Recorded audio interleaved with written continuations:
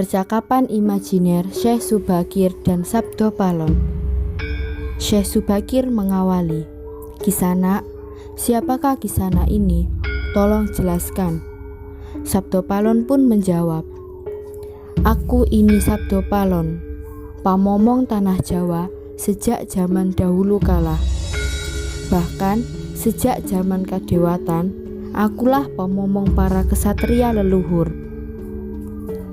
Dulu aku dikenali sebagai Sang Hyang Ismaya Jati, lalu dikenal sebagai Ki Lurah Semar Bodronoyo, dan sekarang zaman Majapahit ini namaku dikenal sebagai Sabdo Palon." Syekh Subakir meneruskan, "Oh, berarti Kisanak ini adalah danyang tanah Jawa ini. Perkenalkan Kisanak, namaku adalah Syekh Subakir, berasal dari tanah Syam Persia." Sabdo Palon pun bertanya, "Ada hajat apa gerangan jangan dikorawuh di tanah Jawa ini?" Syekh Subakir menjawab, "Saya diutus oleh Sultan Muhammad yang bertahta di negeri Istanbul untuk datang ke tanah Jawa ini. Saya tiadalah datang sendiri. Kami datang dengan beberapa kawan yang sama-sama diutus oleh Baginda Sultan."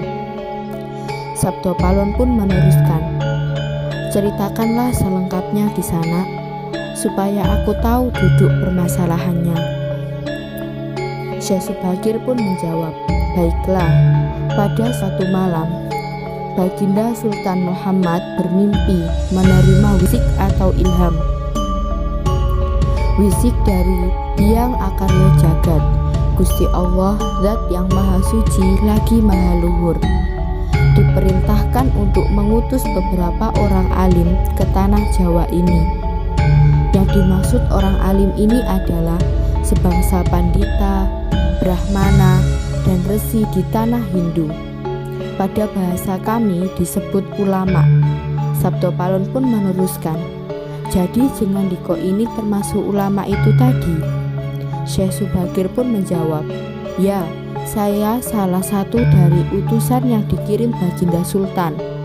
Adapun tujuan kami dikirim kemari adalah untuk menyebarkan wewarah suci atau ajaran suci, amedar agama suci, yaitu Islam." Sabdo Palon pun meneruskan, "Bukankah Kisanak tahu bahwa di tanah Jawa ini sudah ada agama yang berkembang, yaitu Hindu dan Buddha yang berasal dari tanah Hindu? Buat apa lagi Kisanak menambah dengan agama yang baru lagi?" Syekh Subakir pun menjawab, "Biarkan kawuloh dasi atau rakyat yang memilih keyakinannya sendiri.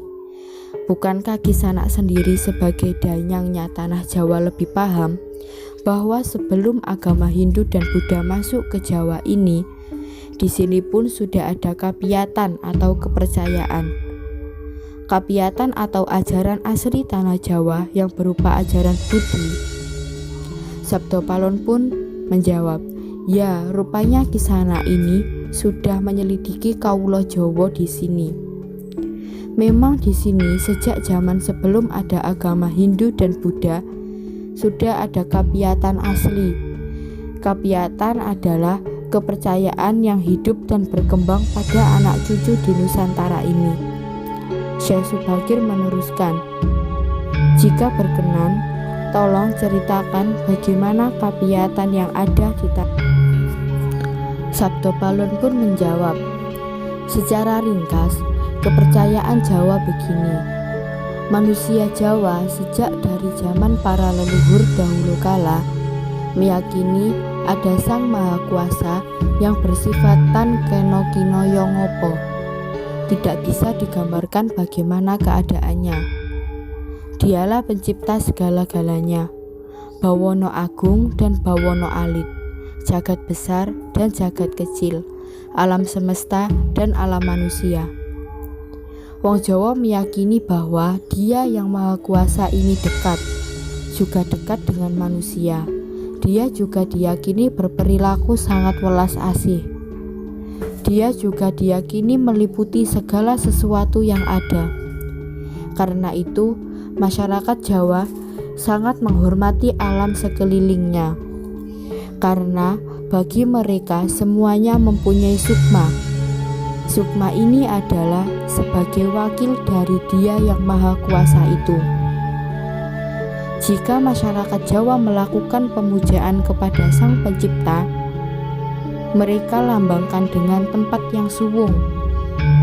Suwung itu kosong, namun sejatinya bukan kosong, namun berisi Sang Maha Ada. Karena itu, tempat pemujaan orang Jawa disebut Sanggar Pamujan. Di salah satu bagiannya dibuatlah sentong kosong atau tempat atau kamar kosong untuk arah pemujaan. Karena diyakini bahwa di mana ada tempat suwung, di situ ada Yang Maha Berkuasa. Syekh Subakir pun meneruskan, nah itulah juga yang menjadi ajaran agama yang kami bawa.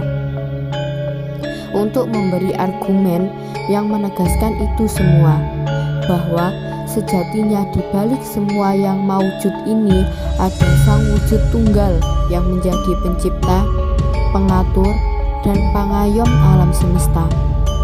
Wujud Tunggal ini dalam bahasa Arab disebut Al-Ahad. Dia maha dekat kepada manusia, bahkan lebih dekat daripada urat leher manusianya sendiri. Ajaran agama kami menekankan budi pekerti yang agung, yaitu menerbangkan welas asih kepada alam gumebyar, kepada sesama titah atau makhluk. Lihatlah Sang Danyang, betapa sudah rusaknya tatanan masyarakat Majapahit sekarang. Bekas-bekas perang saudara masih membara, rakyat kelaparan, perampokan dan penindasan ada di mana-mana. Ini harus diperbarui budi pekertinya. Sabdo Palon pun menjawab, aku juga sedih sebenarnya memikirkan rakyatku. Tatanan sudah bubrah. Para pejabat negara sudah lupa akan dharmanya. Mereka saling sikut untuk memperebutkan jabatan dan kemewahan duniawi. Para pandito juga sudah tak mampu berbuat banyak. Orang kecil salang tunjang, mencari pegangan. Zaman benar-benar zaman edan. Syekh Subakir meneruskan, karena itulah mungkin Sang Maha Jawata Agung menyuruh Sultan Muhammad Turki untuk mengutus kami ke sini. Jadi, wahai Sang Danyang Tanah Jawa, izinkanlah kami menerbangkan wewarah suci ini di wewengkon atau wilayah kekuasaanmu ini. Sabdo Palon pun meneruskan, baiklah jika begitu, tapi dengan syarat-syarat yang harus kalian patuhi adalah: pertama, jangan ada pemaksaan agama, dharma atau kepercayaan. Kedua, jika hendak membuat bangunan tempat pemujaan atau ibadah, buatlah yang wangun, luarnya nampak cakrak Hindu Jawa walau isi dalamnya Islam. Ketiga, jika mendirikan kerajaan Islam, maka ratu yang pertama harus dari anak campuran. Maksud campuran adalah jika bapaknya Hindu, maka ibunya Islam. Jika bapaknya Islam, maka ibunya harus Hindu. Keempat, jangan jadikan wong Jawa berubah menjadi orang Arab atau Parsi. Biarkan mereka tetap menjadi orang Jawa dengan kebudayaan Jawa walau agamanya Islam. Karena agama setahu saya adalah dharma, yaitu lelaku hidup atau budi pekerti. Hati-hati jika sampai orang Jawa hilangnya Jawanya, hilang kepribadiannya, hilang budi pekertinya yang adiluhung, maka aku akan datang lagi. Ingat itu. 500 tahun lagi, jika syarat-syarat ini kau abaikan, aku akan muncul membuat goro-goro. Syekh Subakir pun meneruskan, baiklah, syarat pertama sampai keempat aku setujui. Namun khusus syarat keempat, betapapun aku dengan kawan-kawan akan tetap menghormati dan melestarikan budaya Jawa yang adiluhung ini.